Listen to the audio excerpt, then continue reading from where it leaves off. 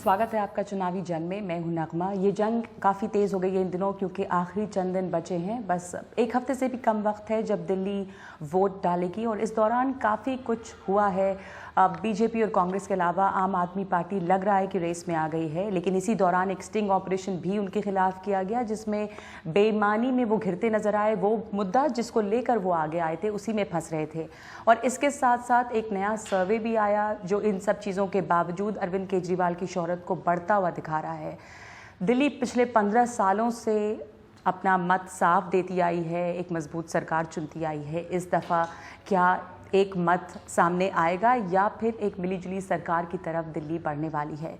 इस पर बातचीत करने के लिए मेरे साथ इस वक्त खास मेहमान मौजूद हैं चुनावी जंग में। दिल्ली की मुख्यमंत्री 3 बार से मुख्यमंत्री रह चुकी शीला दीक्षित जो चौथी दफ़ा अब मुख्यमंत्री बनने की रेस में है। शीला जी, बहुत बहुत स्वागत है आपका और बहुत शुक्रिया कि इस भीड़ भाड़ के दौरान आपने हमें वक्त दिया है। बस कुछ दिन बचे हुए हैं। सबसे पहले मैं ये बात जानना चाहती हूँ कि कल कुछ चैनल्स ने आपको कोट किया ये कहते हुए कि आप कह रही हैं कि आम आदमी पार्टी के साथ कोalition से आप इनकार भी नहीं कह रही हैं पर हाँ भी नहीं कह रही हैं, लेकिन इनकार नहीं था। क्या आपने ये कहा है? इसको मैं ये स्पष्ट कर देना चाहती हूँ क्योंकि शायद मुझे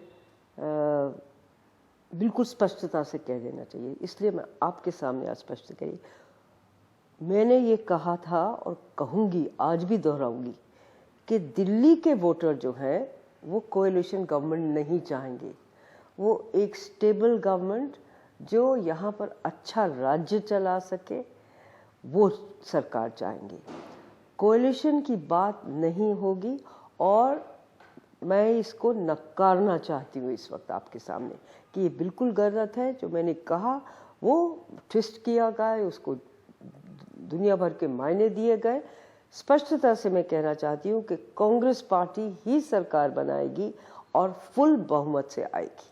तो जो ये आपने कहा था, जो आपको कोट किया गया that you are neither ruling in nor ruling out a coalition, और उस पर आम आदमी पार्टी का बयान भी आ गया। मैंने कोई एक सच्चाई कही थी लेकिन शायद मीडिया को सच्चाई पसंद नहीं है।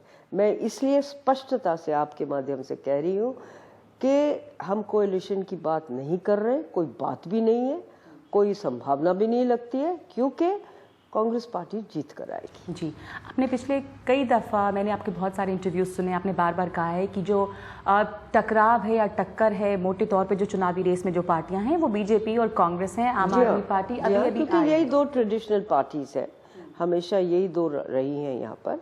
और बहुत ये भी मैंने कहा है और कह रही हूँ, बीएसपी भी आई थी पिछली दफ़ा बड़ी ज़ोर शोर से, एनसीपी भी कभी आ जाती है, तो इस तरह से आते। लेकिन मेन जो होता है कंपटीशन यहाँ पर वो दो पार्टीज है, बीजेपी और कांग्रेस। तो अभी भी हालात वही हैं या अरविंद केजरीवाल उससे अरविंद केजरीवाल की बात आप मत करिएगा, वो एक कहानी थी, खत्म हो गई है। और बीजेपी और कांग्रेस एक आमने सामने खड़े हैं, अब आवाम तय करेगा। हम इस कॉन्फिडेंस में हैं कि भले ही ये चौथी बार हो, हम अब की बार भी जीत कर आएंगे। मैं रोज 10-12 5-7 मीटिंग्स करती हूँ, मुझे कहीं ऐसा नहीं दिखाई दिया कि लोग कांग्रेस को नहीं चाहते। एंटी इनकम्बेंसी नहीं, प्रो इनकम्बेंसी आपने कहा है। शीला जी, अरविंद केजरीवाल की आप कह रहे हैं बात नहीं करने को। मैं एक सर्वे, हालांकि आप हम सब जानते हैं ओपिनियन पोल्स गलत भी होते हैं, आपने कहा है हम उस पर भरोसा नहीं करना चाहते, पर इकोनॉमिक टाइम्स ने जो TNS ने उनके लिए सर्वे किया उसमें वो दिखा रहे हैं कि खास करके न्यू दिल्ली इलाके में, जिसको पहले गोल्ड मार्केट के नाम से जाना जाता था, उसमें 40% लोग उनको वोट दे रहे हैं। उनकी शोहरत बढ़ी है और दूसरे नंबर पे अब किसको दे रहे हैं? अरविंद केजरीवाल को। उसके बाद भी इकोनॉमिक टाइम्स ने कितने लोगों से बात, मैं उस पर टिप्पणी नहीं करूंगी। आई नो दैट हमारी अपनी कॉन्स्टिट्यूएंसी से मैं जीत कर आऊंगी, बिल्कुल जीत कर आऊंगी। और जो आप बार बार उस शख्सियत का नाम देती है जो चला था करप्शन हटाने के लिए, अपने आप को सर्टिफिकेट दे दिया था कि मेरे जैसा कोई ईमानदार नहीं, आज वो बेईमानी में फंसा हुआ है, चाहे स्टिंग ऑपरेशन, और आप उसके बार बार। इसलिए मैडम आप उनकी बात ना करिए और मेरे से जो पूछना चाहे करिए। चलिए, अरविंद केजरीवाल इतना बड़ा मुद्दा इस दफा है नहीं, हालांकि तमाम ओपिनियन पोल्स के हिसाब से वो एक बोलने दीजिए ओपिनियन पोल्स को। मैं नजमा जी आपसे कह रही हूँ, मैं आप लोगों के ओपिनियन पोल्स पर नहीं एतबार करती हूँ। कारण ये है कि हमारे जैसे लोग जो पॉलिटिक्स में होते हैं वो आवाम में जाते हैं जी, वो ओपिनियन पोल्स पर हम अपनी नीतियां नहीं बनाते। बिल्कुल। Please remember that and don't repeat his name because it's not worth it.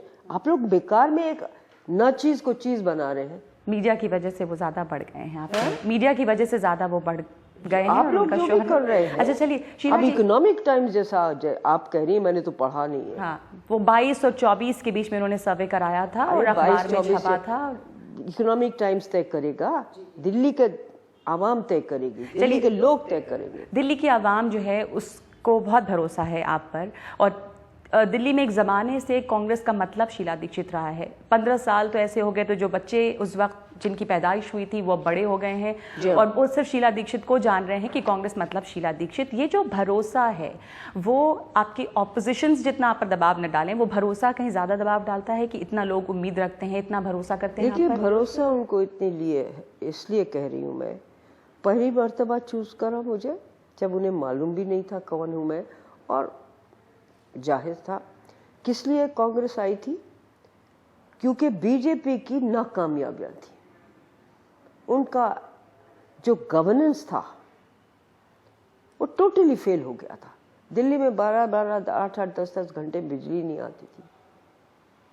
Prices, आप प्याज की बात करते हैं, उस वक्त सॉल्ट का प्राइस ₹1.70 किलो मैंने देखा है।